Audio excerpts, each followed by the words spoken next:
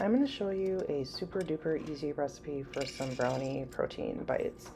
You can see I'm using here, it's basically 2 cups of nuts. I'm using 1 cup of peanut and 1 cup of sprouted pumpkin seeds um, because I have peanuts and I want to use them up, and I kind of wanted a peanut butter brownie flavor. And I do not have a fancy wancy food processor, so you're going to see me using my little blender here. And I kind of pulsed these up until they were, chopped up pretty well. And then we're going to add 1 cup of dates. And again, you're going to see that this little food chopper processor thing, I have to kind of finagle it a little bit. So I do it upright and then I turn it on its side because sometimes the dates will stick to the blades. But we got this. We got this. It don't matter. We're still going to get her done.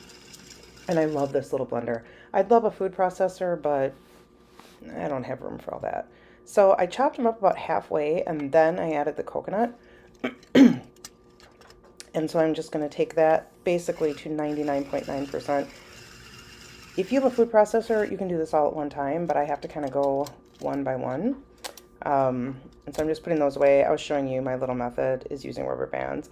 But so then I put the coconut in there, processed it up, add 1 teaspoon, that was 1 cup of coconut, by the way, 1 teaspoon of vanilla. I added about a half a teaspoon of salt because my the peanuts were salted. So if they weren't, I probably would add a whole teaspoon of salt. And so then I'm going to add that just all together. Everything's in a bowl now. And then we're going to do a half a cup of cacao powder. If you don't have cacao powder, use cocoa powder. Doesn't make a difference. And then to the flavor. And then a teaspoon of cinnamon. And then I'm just going to go ahead and kind of mix this up because I wasn't able to do that with a fancy food processor. And you can see here I added a scoop of protein powder in there. So whatever protein powder you like, just add a scoop, and it's going to be kind of grainy like sand, so you're going to want to add water. I would say when all was said and done that I added about a 1/4 cup of water, maybe a little bit less than that.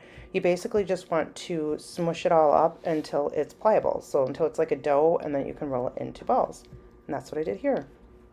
And then once you roll it into balls, it makes about 24 balls.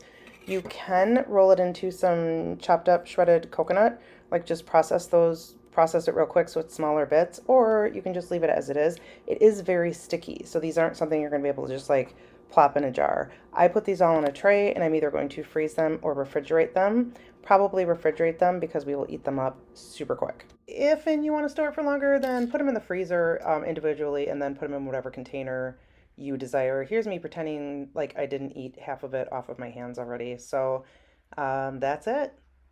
Have fun. They're good.